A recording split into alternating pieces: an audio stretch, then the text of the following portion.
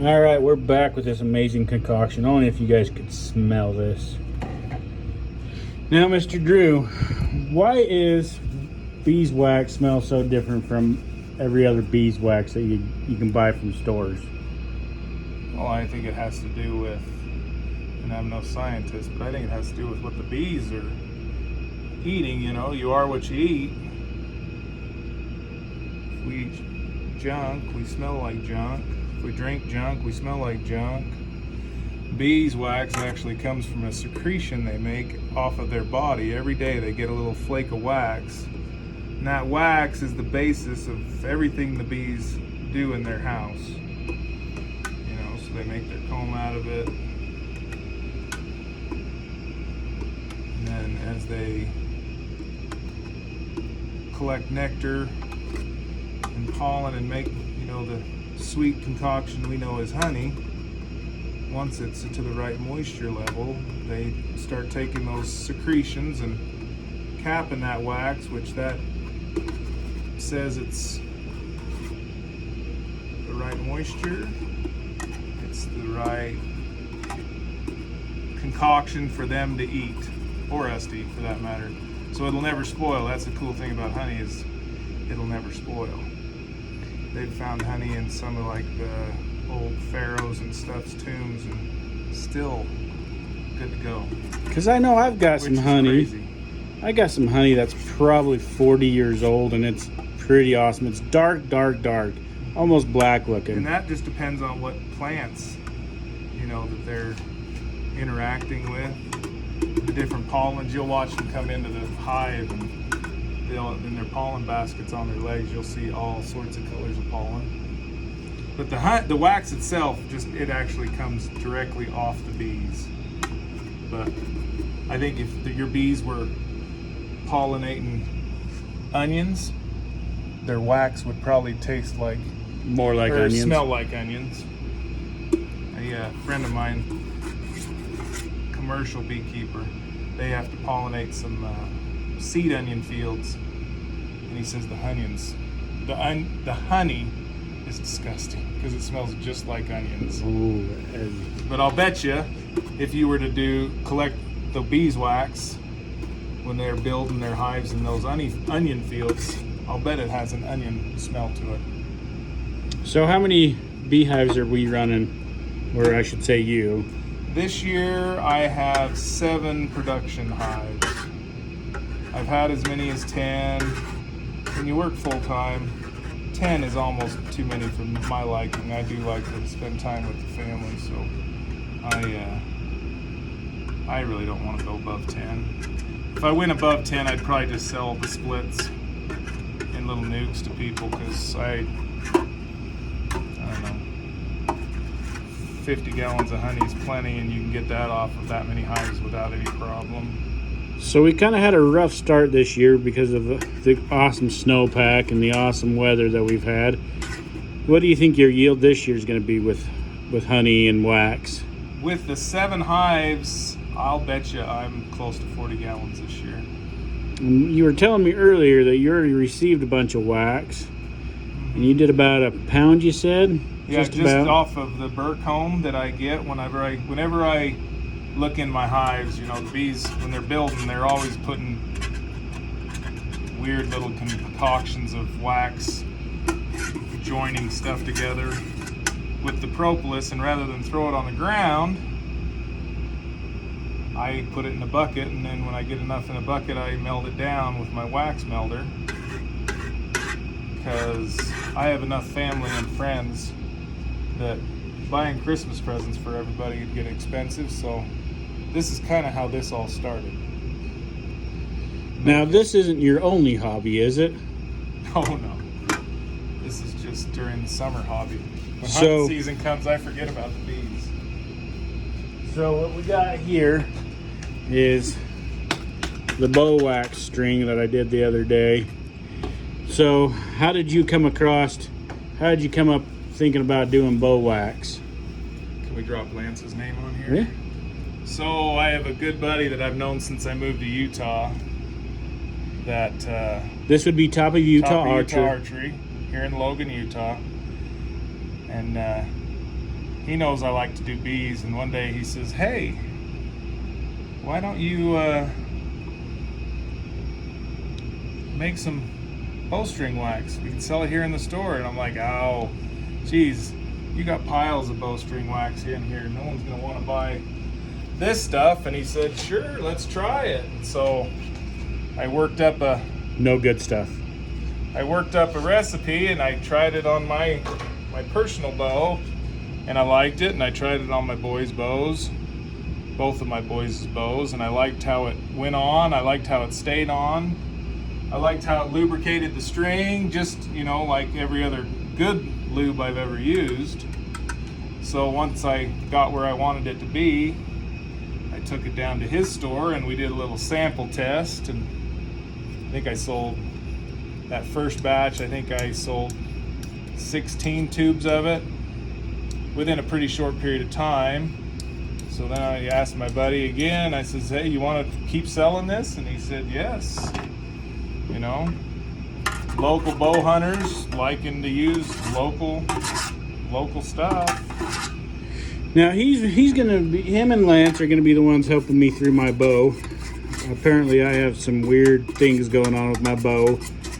My rig is apparently set up kind of funky, apparently. No, it's just how you're shooting. It has to do with form. Okay, so what are we checking here? Okay, you don't want to take your wax over 180 degrees. If you do, it'll burn and discolor, and it doesn't make the beautiful color. You got yours?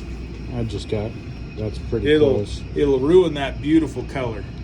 Well, let me zoom in right here. If you burn it, it gets almost like a chocolate looking color. Now this is the bow wax, which is very similar. It's a little bit lighter than what the chapstick is, but like I was saying in my last video, you know, this bowstring wax, if you really got hard up and didn't have any chapstick, you could use it. It'd be a little hard on your lips because it's not quite as smooth. Because this chapstick, we've got coconut oil in it as well. We've got cocoa butter. We got shea butter and some vitamin E, which is good for your skin. But like I told you before, I'm not going to disclose his recipe because that is his recipe. And he laughs because everything based off of one thing.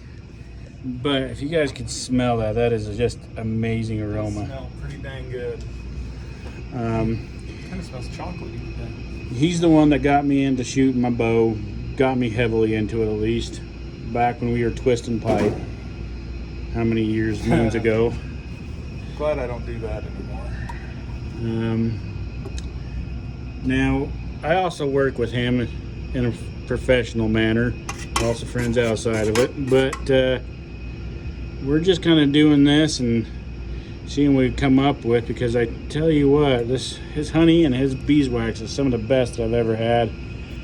I really enjoy his honey. I try to get it every chance I get, not to be needy, but well, the good thing about local honey that's cold filtered is it keeps all the local enzymes and antibodies that are local, specific to your area. It's not mixed up with anything else other than local flowers. My bees, all I do is I call it neighborhood honey, because it's just whatever's available in my neighborhood. And so people that have food allergies, cool fact, if you have food allergies, get you some good local honey. I'm partial to my flavor just because I like the flavor, but if you have food allergies, get local raw honey. And I have sold tons of it to friends, acquaintances, people I used to work with when I was doing pumps and motors. And their allergies are greatly diminished. In fact, a friend of mine at Cash Coffee, I just sold him another gallon of honey today. And he says, since I've started using your honey, my allergies have been almost non-existent. And this year, with all the moisture we've had, everybody that has allergies, they've been off the charts. So So if you haven't know anything about what's happened in Utah for this winter, is we've had a over-the-top winter,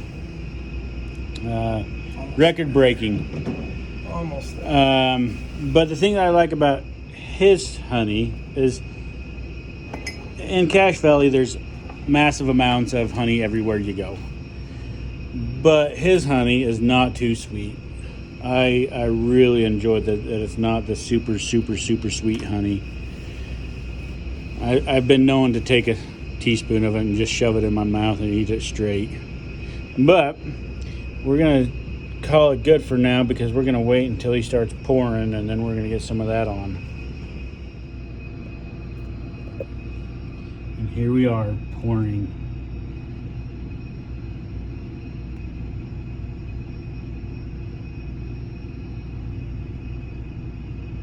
Yep. Man, this smells good. And I don't add any food coloring or anything. It's all natural, 100% We do not natural. want to taint the beautiful color of the beeswax. I'll show you a little block I've got here. Just the beautiful color. It's just raw, processed beeswax. That's about my extra large hand. That's 3 ounces. I love it. Like, his stuff is just... How many bees flaked off a piece of wax to make that? So is this out of your last hive setup that you got from last year, or is this for This is last year's wax. I still have probably 2 pounds of last year's wax. So what happened to last year's bees? Bees have Are a little- hard time these days. Bees do not like it when it's cold. No, it's not the cold. They're fine with the cold. The problem we have with the bees right now is the mites are the worst on the bees. And it's a constant battle. Up until, I think it was like 1990, 85, somewhere in there, America did not have the varroa mite. And beekeepers didn't have to worry about a lot of different things, but because of the pesticides out there now and various other things, bees, it takes a lot of work to keep bees healthy.